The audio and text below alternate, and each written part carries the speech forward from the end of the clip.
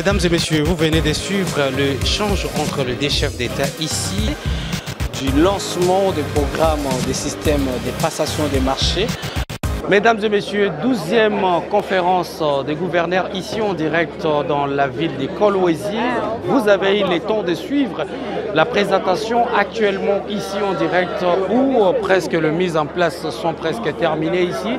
Très chers téléspectateurs, il y a également le gouverneur, le président des assemblées provinciales qui se sont exprimés autour de ces 72 heures des travaux très intenses ici dans cette salle mythique au niveau du village du Congrès en direct de la province du Lualaba. Très chers téléspectateurs, maintenant l'arrivée du président Tshisekedi, mais également le rapport qui se fera des commissions spéciales qui a été réparti hier jeudi 12 juin 2025 à travers le gouverneur ainsi que les experts qui vont présenter d'abord ces rapports au vice-premier ministre en charge de l'Intérieur, Jacquemain Chaban, ici en direct, mais également interviendra à la dernière étape, c'est la cérémonie proprement dite par les chefs de l'État qui va être sanctionnée par une déclaration commune de la part des gouverneurs des provinces. Merci pour votre attention. Restez connectés parce que nous allons clôturer ces moments avec vous ensemble comme nous l'avons déjà commencé depuis les 5 Top 243 News étaient dans la ville de Kolwezi pour vous donner l'intégralité du déroulement de cet événement ici dans cette province minière. On va juste également revenir pour regagner Kinshasa d'ici 48 heures pour vous donner l'essentiel de l'événement dans d'autres domaines. Restez connectés. Ils ont exprimé leur vive inquiétude quant à la persistance et l'augmentation alarmante des cas du VIH pédiatrique qui nécessitent une prise en charge urgente pour son élimination. Tout en saluant les efforts consentis par le chef de l'État dans la mise en œuvre progressive de la couverture santé universelle. En leur qualité de représentants de la très haute autorité dans leurs provinces respectives, le collectif des gouverneurs de province ont adressé la motion de soutien au président de la République, chef de l'État et président de la conférence des gouverneurs, qui a été lue par le gouverneur de la province du Bas-Uélé. Ils ont également salué avec gratitude les avancées notables enregistrées dans la conduite des affaires de l'État depuis l'accession à la magistrature suprême du président de la République, chef de l'État. Ils soutiennent l'ensemble des actions jusque-là entreprises en vue d'instaurer une paix durable sur toute l'étendue du territoire national, de préserver l'unité nationale et de défendre l'intégrité territoriale de notre pays. S'agissant de la question cruciale des minerais, le collectif des gouverneurs a salué la capacité stratégique du chef de l'État à orienter les négociations vers des partenaires équitables, notamment avec les États-Unis d'Amérique, partenariat gagnant-gagnant qu'il a impulsé, ouvrant la voie à une paix durable et à une valorisation responsable des richesses nationales au bénéfice de la République. Pour clôturer cette motion, ils ont souligné l'extrême importance de préserver la stabilité des institutions nationales et provinciales issues des récentes élections, tout en lançant un appel à l'ensemble du peuple congolais à faire bloc derrière le président de la République, chef de l'État, son Excellence Félix Antoine Tshisekedi Tshilombo. Juste après cette motion du collectif des gouverneurs est intervenu le discours d'ouverture et d'orientation de son Excellence Monsieur le Président de la République, chef de l'État et président de la conférence des gouverneurs de province, qui a commencé par exprimer sa profonde gratitude à la population de la province du Lualaba pour l'accueil chaleureux qui lui a été réservé ainsi qu'à sa délégation. Il a ensuite fait savoir que le thème de cette 12e session revêt une importance capitale, car la santé n'est pas seulement un droit fondamental, elle est le socle de la cohésion nationale du progrès économique et du développement durable qui symbolise l'aspiration collective à la justice sociale, à la dignité humaine et à la paix. Notre système de santé, a affirmé le chef de l'État, porte encore des stigmates des décennies de conflits armés et d'instabilité, de sorte que nos infrastructures de santé sont souvent insuffisantes, voire inexistantes dans certaines régions. Le manque de personnel de qualité, les épidémies récurrentes telles que le choléra, le paludisme, la rougeole, la méningite, le VIH-Sida ou encore le virus monkeypox, les difficultés d'accès aux soins, particulièrement dans les zones rurales et les régions en conflit, demeurent préoccupants. C'est donc face à ces défis que Son Excellence, Monsieur le Président de la République, chef de l'État et président de la Conférence des gouverneurs, a décidé de placer la couverture santé universelle au cœur du projet national. Ainsi, pour la haute hiérarchie, cette 12e session a pour but principal de discuter de l'importance de la couverture santé universelle comme outil structurant pour améliorer la cohésion sociale, garantir la stabilité politique et diminuer les inégalités sociales au sein des provinces et des entités territoriales décentralisées. L'orientation qui a été donnée voudrait à ce que les échanges puissent porter sur les façons dont la CSU peut réduire les tensions sociales et promouvoir l'inclusion en abordant également les différences en matière d'accès aux soins de santé et leurs répercussions sur le développement social. Aussi, le chef de l'État a salué la récente tenue du 4e Forum national sur la vaccination, consacré à l'éradication de maladies comme la poliomyélite et la lutte contre la malnutrition et le cancer du col de l'utérus. Pour clore son propos, avant de déclarer l'ouverture solennelle des assises, le président de la République, chef de l'État, a annoncé que les provinces les plus performantes seront honorées pour leur exemplarité en matière de financement, de suivi et de redevabilité à l'issue de cette session. Après le discours d'ouverture, les points suivants ont été retenus à l'ordre du jour, à savoir 1. Validation des mandats des 26 gouverneurs de province ayant pris part à ces assises. 2. Lecture du rapport d'évaluation du niveau d'exécution des recommandations de la 11e session de la conférence des gouverneurs tenue à Kalemi du 27 au 29 novembre 2024. 3. Lecture de la synthèse des états de lieux des provinces. 4. Présentation des états des lieux des provinces regroupées en 6 zones géographiques et la ville de Kinshasa. 5. L'intervention de Son Excellence, Madame la Première ministre, chef du gouvernement et vice-présidente de la conférence des gouverneurs de province. 6. La présentation des exposés subdivisés en 9 panels. 7. Travaux en commission.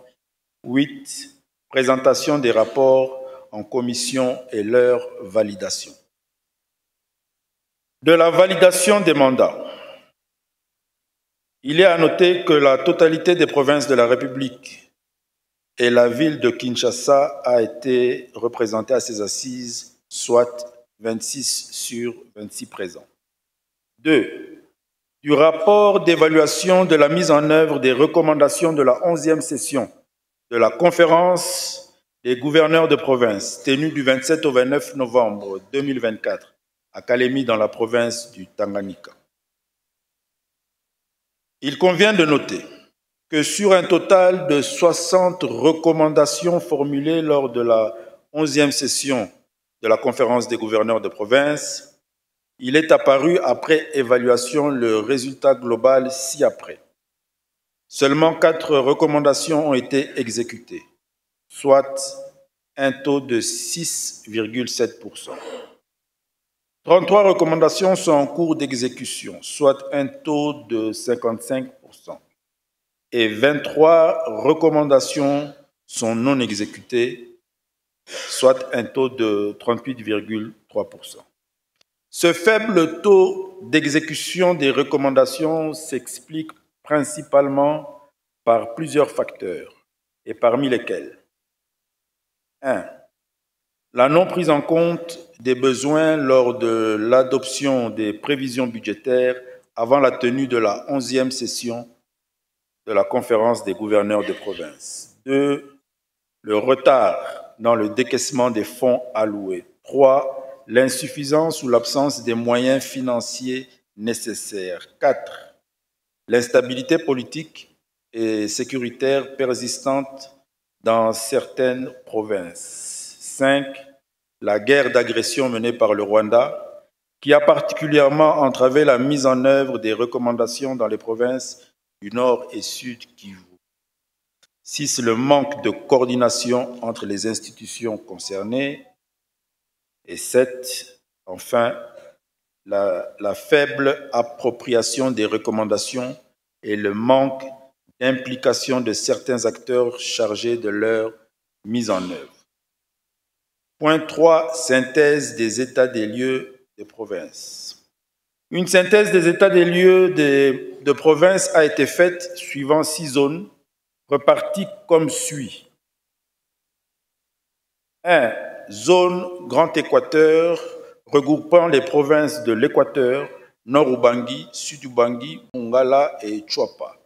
2. Zone Grand Katanga, regroupant les provinces du Haut-Katanga, Olomami, Lualaba et Tanganyika. 3. Grand Kasaï, regroupant les provinces du Kasaï, Kasaï central, Kasaï oriental, Lomami et Sankourou. 4. Grand Kivu, regroupant les provinces de Maniema, Nord et Sud Kivu. 5. Zone Grand Orientale, regroupant les provinces du Bazuélé, Haut-Uélé, Chopo et Lituri. 6. Zone Grand Ouest, regroupant les provinces de Congo central, Maïndombe, Kwilu et Kwango. Et la ville de Kinshasa, en raison de son statut particulier de capitale de notre pays, a fait l'objet d'une particularité. 4. L'intervention de son Excellence Madame la Première ministre, chef du gouvernement et vice-présidente de la conférence des gouverneurs de province. Dans sa présentation, son Excellence Madame la Première ministre, chef du gouvernement, a fait le constat que les provinces font face à plusieurs défis fondamentaux sur le plan politique, sécuritaire, social, financier et infrastructurel.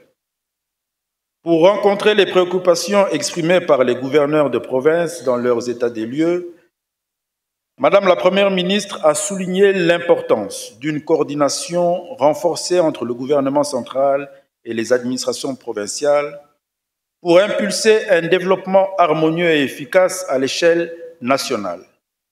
Pour ce faire, elle a épinglé l'importance de mettre en lumière les priorités stratégiques. Elle a ainsi rappelé la nécessité d'aligner les plans de développement provincial et ses différents projets d'investissement aux différents outils programmatiques et de politique phares du gouvernement d'une part, et à l'impératif de renforcer la gouvernance des provinces et l'administration territoriale en créant une véritable administration publique provinciale. Après la présentation de l'état des lieux des provinces, Son Excellence Madame la Première ministre, chef du gouvernement, présentation des exposés en panel, point 5. Les échanges se sont déroulés en 9 panels qui traduisent le thème général tel que présenté par Son Excellence Monsieur le Président de la République, chef de l'État et président de la conférence des gouverneurs de province, je m'excuse. Il s'est agi de panel 1, avait pour thème la politique nationale de santé publique, vision, priorité et mise en œuvre. Panel 2 avait pour thème pour un financement durable de santé, dépasser la dépendance à l'aide internationale.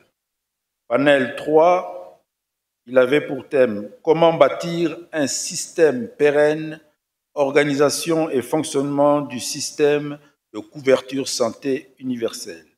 Panel 4, il avait pour thème éliminer le VIH pédiatrique comme menace de santé publique. Panel 5 avait pour terme la santé comme levier de développement des provinces, investir pour transformer. Le panel 6 avait pour thème le défi des ressources humaines, former, repartir et motiver le personnel de santé. Panel 7, il avait pour thème One Health, la sécurité sanitaire à l'ère des risques globaux. Le 8e panel avait pour thème dernière ligne droite vers l'éradication totale de la poliomyélite en République démocratique du Congo. Et enfin, le 9e panel, lutte contre la malnutrition. Point 6, travaux en commission. Après les échanges entre les gouverneurs de province et les panélistes, 4 commissions ont été mises en place, à savoir la commission politique, administrative, sécuritaire, juridique et culturelle. La deuxième commission était la commission santé, qui est la thématique de la conférence des gouverneurs. La troisième commission, commission socio-économique et financière. Et enfin, la 4e commission, commission reconstruction et infrastructure. Point 7, recommandations. À l'issue des travaux en commission, les recommandations suivantes ont été formulées. À savoir, pour la commission politique, administrative, sécuritaire, juridique et culturelle, nous avons 20 recommandations. La première, doter la CENI de moyens financiers nécessaires pour parachever le processus. Deuxième recommandation, améliorer la gestion des institutions provinciales. Troisième recommandation, payer régulièrement les émoluments des députés provinciaux et les frais de fonctionnement des assemblées provinciales. Quatrième recommandation, opérationnaliser la caisse de péréquation. Cinquième recommandation, augmenter et payer régulièrement les frais de fonctionnement et les frais d'investissement dus aux provinces. Sixième recommandation, organiser des sessions de formation continue des acteurs en province. 7. Mettre fin aux ingérences intempestives des acteurs politiques dans la gestion de la province à travers le ministère de l'Intérieur, Sécurité, Décentralisation et Affaires coutumières. 8. Créer le cadre d'encadrement et de formation professionnelle. 9. Renforcer les dispositifs de surveillance et de défense aux frontières. 10. Renforcer et opérationnaliser le programme national de lutte contre la circulation des armes légères et de petit calibre. 11. Réprimer sévèrement les réseaux de production, de distribution et de consommation. 12. Opérationnaliser le PDDRCS et la RAD. 13. Renforcer et encadrer le service national pour une meilleure prise en charge des jeunes désœuvrés. 14. Régulariser la situation administrative des autorités coutumières. 15. Prendre en charge les populations déplacées et sécuriser leur milieu d'origine pour leur retour. 16. Disponibiliser par l'Institut national de géographie des cartes géographiques sur les limites des terres. 17. Restaurer l'autorité de l'État. 18. Doter de moyens conséquents aux services déconcentrés. 19. Redistribuer équitablement le personnel judiciaire tenant compte de la démographie des provinces. 20. Affecter, allouer la prime de brousse spécialement au personnel judiciaire affecté dans les milieux urbano-ruraux des provinces. Commission santé. Voici les recommandations. La première, parachever le processus d'élaboration, accompagnement des provinces dans le développement des plans de développement sanitaire et les feuilles de route couverture santé universelle. 2. Augmenter le budget de l'État alloué au secteur de la santé à 15%, tant au niveau national qu'au niveau provincial. Identifier les financements innovants. 3. Décaisser au moins 1 million de dollars par province pour les activités de lutte contre le VIH pédiatrique, la vaccination, la nutrition et la lutte contre les épidémies. 4. Mobiliser les financements domestiques pour soutenir l'extension de la couverture santé universelle dans les 26 provinces. 5. Étendre à toute la population les mécanismes de partage des risques. Organiser les mutuelles de santé, assurance maladie obligatoire. 6. Mobiliser les ressources domestiques pour couvrir au moins 60% des enfants. 7. Soumettre des projets bancables d'investissement des industries des produits de santé à la Caisse nationale de péréquation. 8. Recruter, affecter les catégories de personnel manquant sur base de l'expression des besoins des provinces. 9. Respecter les textes légaux et réglementaires dans le recrutement et l'affectation des ressources humaines. 10. Redynamiser le mécanisme de concertation entre le pouvoir central et les provinces, Comité national de pilotage. 11. Promouvoir l'approche One Health, une santé, à travers des comités multisectoriels dans toutes les provinces. 12. Respecter au moins 80% des engagements de la déclaration de Kinshasa du 6 mars 2025. 13. Mettre en place, redynamiser les comités multisectoriels de nutrition. Et enfin, 14.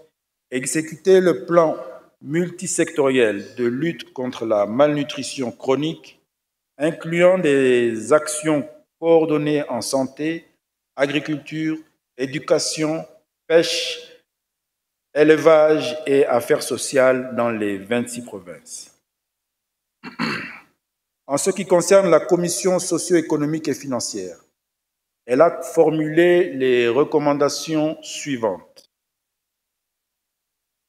1. Payer régulièrement les salaires aux gouverneurs, vice-gouverneurs, maires de ville et leurs adjoints, administrateurs du territoire et leurs adjoints, les bourgmestres et leurs adjoints, les chefs de secteur, les chefs de chefferie, en leur qualité de représentants du gouvernement central dans leurs entités respectives. 2. Assurer la régularité de paiement des frais de fonctionnement pour les exécutifs provinciaux et les ETD, ainsi que la dotation pour les assemblées provinciales, en activant l'ordre de paiement permanent, d'un montant de l'ordre de 1,5 milliard francs congolais pour chaque province par la Banque centrale à titre d'avance sur les frais de fonctionnement. 4. Augmenter et payer régulièrement les crédits d'investissement en faveur des provinces. 5. Poursuivre l'installation des directions provinciales de la Banque centrale du Congo dans certaines provinces démembrées et des régies financières nationales dans les provinces concernées. 6. Doter de moyens financiers à la province qui accueille la conférence des gouverneurs bien avant la tenue de la conférence des gouverneurs de province. 7. Céder aux provinces la perception de la taxe plaque minéralogique des véhicules. 8. Élargir l'assiette de la délivrance des permis de construire aux provinces, quel que soit le niveau, et leur céder la taxe sur construction des stations-service.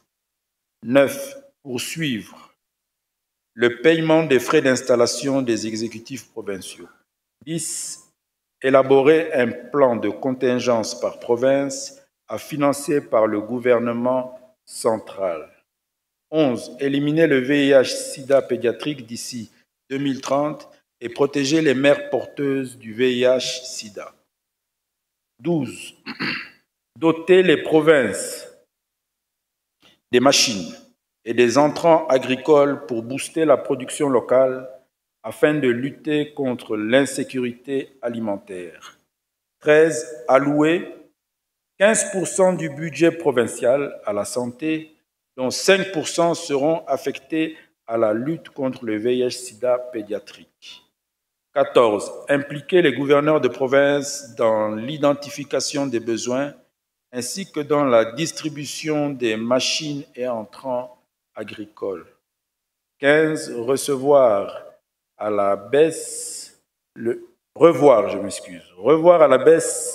SMIC des travailleurs des sociétés agro-pastorales.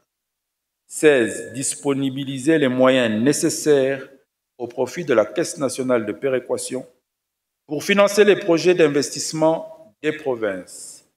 17. Impliquer les gouverneurs de province dans le processus de conception et de mise en œuvre des projets d'investissement au niveau de la CNP. Quant à la commission de la reconstruction et des infrastructures, les recommandations suivantes ont été formulées. 1. Finaliser d'ici décembre 2025 la construction et la réhabilitation de 2121 infrastructures prévues dans le cadre du PEDEL 145 territoires, réparties comme suit. 1198 écoles, 778 centres de santé et 145 bâtiments administratifs, avec un plan d'accélération provincial spécifique. 2. Construire et ou réhabiliter 3 aéroports, dont celui de Beni, de toute urgence, Mongala et Sankourou d'ici juin 2026. 3. Construire 2 infrastructures d'accueil modernes, palais de congrès, centre de conférence, dans les chefs-lieux des 2 nouvelles provinces avant juin 2026. 4. Bitumer au moins 100 km de route nationale, y compris spécialement la route Kisangani-Walikale, RN3, et des ponts dans chaque province, et achever le pont Mobaï Bongo, projet intégrateur Nord-Ubangi, d'ici décembre 2025. 5. Construire 100 km des collecteurs dans les villes en proie à des érosions, dont Lissala, Kwango, Kinshasa, Mbujimai. 6. Finaliser et ou réhabiliter d'ici juin 2026 les centrales hydroélectriques de Kakobola dans la province du Kwilu, Katende dans la province du Kasaï central, Chopo dans la province de la Chopo et Mobaï Bongo dans la province du Nord Ubangi. 7. Construire et développer les centrales photovoltaïques dans les nouvelles provinces. 8. Construire au moins une infrastructure de production et d'adduction d'eau potable dans toutes les 26 provinces. 9. Construire, finaliser les universités, dont celle équatoriale de Libenge et de Lissala Bagata d'ici juin 2026. 10. Doter chaque direction provinciale de l'OVD et de l'Office des routes d'au moins 3 brigades complètes d'ici décembre 2025. 11. Réaliser le dragage et le balisage du fleuve Congo dans ses principales sections d'ici décembre 2025. 12. Construire un palais de justice moderne dans chaque province et une prison dans chaque zone géographique d'ici juin 2026. 13. Étendre la couverture du réseau national de fibre optique dans l'ensemble du territoire national d'ici décembre 2026. 14. Construire et ou réhabiliter les résidences officielles des gouverneurs et présidents des assemblées provinciales dans au moins 5 provinces d'ici juin 2026. 15. Réhabiliter un centre semencier d'alevinage et d'adaptation du bétail dans toutes les provinces d'ici fin 2025, je m'excuse. 16. Construire et ou réhabiliter 5 bâtiments de gouvernorat dans les chefs-lieux de province sélectionnés d'ici juin 2026, conformément aux normes administratives et sécuritaires en vigueur. Et enfin, 17. Construire et ou réhabiliter 5 bâtiments. C'est la même recommandation qui se répète. Donc, c'est 16 recommandations. Toutes les recommandations formulées dans les différentes commissions seront reprises dans les actes de la conférence. La prochaine conférence des gouverneurs se tiendra au lieu et à une date qui sera communiquée ultérieurement. Pour terminer, les conférenciers ont remercié et félicité Son Excellence, Monsieur le Président de la République, chef de l'État, pour la convocation de cette 12e session de la conférence élargie aux présidents des assemblées provinciales organisée à Kolwezi dans la province du Lualaba.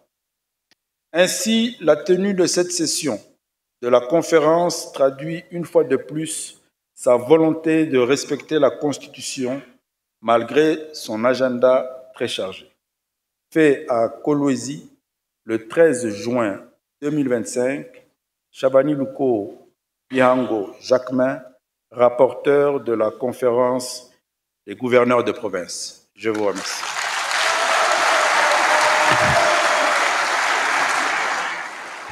Pour vous informer de l'essentiel de l'actualité en République démocratique du Congo, il vous suffit de vous abonner sur Top 243 News TV, également nous lire sur www.top243news.com. Au nom de toute la rédaction, nous vous remercions.